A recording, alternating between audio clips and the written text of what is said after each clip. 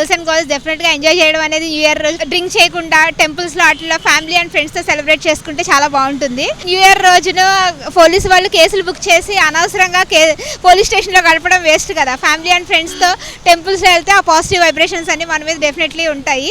2025 ఏమైతే తెలియదు, బట్ మంచి జరగాలని కోరుకుంటున్నాను. నేను బంధు తాగి ఎక్కడ బండి నడపొద్దు, హెల్మెట్ వేసుకోవాలి జాగ్రత్తగా. స్కిడ్ బ్రేకర్స్, ఎందుకంటే ఇప్పుడు డాగ్స్ కిట్ల మధ్యలో ఎక్కడ అడ్డం వచ్చినా అక్కడ స్కిడ్ అయిపడతారు. ఎందుకంటే నాకు కూడా అట్లానే అయింది. నాకు కూడా హెల్మెట్ పెట్టుకుని అలవాట్లేదు, మధ్య పెట్టుకున్న హెల్మెట్ మెయిన్ థింగ్, అది గుర్తు పెట్టుకొని వెళ్ళాలి. ఇంగ్లీష్ వాళ్ళ పండుగ అయినా కానీ మనం చేసుకుంటున్నాం. 5 members ఉంటాం, ఈచ్ వన్ 40 rupees వేసుకొని ప్యాలాలు కళ్ళు తెచ్చుకొని ఉందాం అంతే చిన్నప్పుడు. అదే 10th ఏజ్ వచ్చినాక అమౌంట్ పెరిగిన కొద్దీ దావత్ పెరిగిపోయింది అంతే. తాగి నైట్ డ్రైవ్ చేసి అంత యాక్సిడెంట్ అయ్యి ప్రాణాలు పోవడం వల్ల ఫ్యామిలీకి బాధాకరం, ఆ సంవత్సరం మొత్తం బాధాకరంగా ఉంటుంది. యూత్ మెంబర్స్ అందరికీ మీరు ఈ న్యూ ఇయర్ తోటి తాగి ఎంజాయ్ చేయొద్దు. మిమ్మల్ని నమ్ముకొని మీ ఫ్యామిలీ ఉంది, మీ ఫ్యామిలీ కోసం తాగి ఇంట్లోనే ఎంజాయ్ చేయండి.